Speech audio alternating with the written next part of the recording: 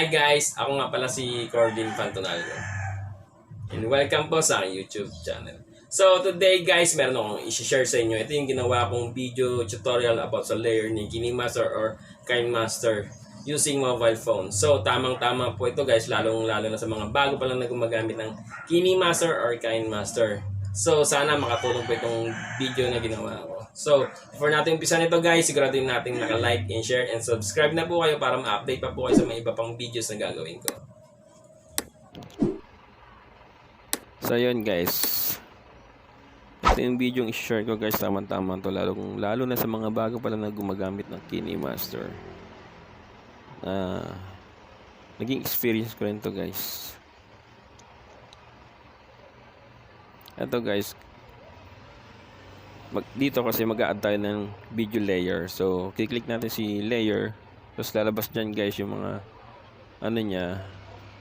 Ito si handwriting, text, overlay, effects, and image. So para makapag-add tayo ng video layer guys, kiklik natin si image. So guys, ito guys, kung may experience nyo to, kasi na-experience ko to, tapos may lumabas din dyan guys na exceed support number. Ibig sabihin guys, sumobra tayo sa bilang nung video na dapat natin gamitin. So pag ganyan guys, punta tayo dito sa setting nya. Ayan guys, simple lang, settings, then hanapin nyo to guys, yung device capability information, then yung tatlong tuldok guys.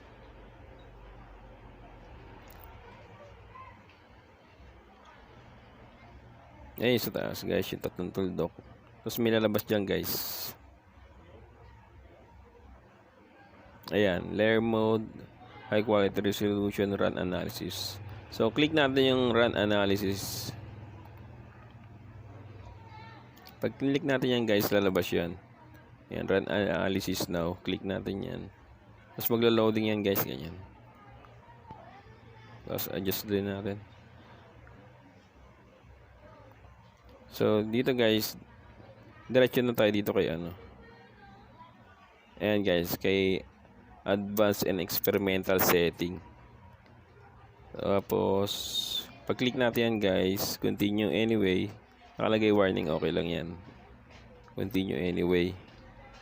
Then ito guys, hanapin nyo to si unlimited video layer mode. Tapos yung puti dito guys, yung katapat nya, click natin yan, magpupula yan. Ayun, nagpula na siya guys. So ganun lang guys, kasimple. Pwede nyo nang itry yan guys. Ayun, tapos continue anyway guys. So yan lang muna ang masishare ko sa inyo guys. Don't forget to like and share and subscribe para sa mga iba pang videos na may share ko sa inyo guys. Thank you for watching.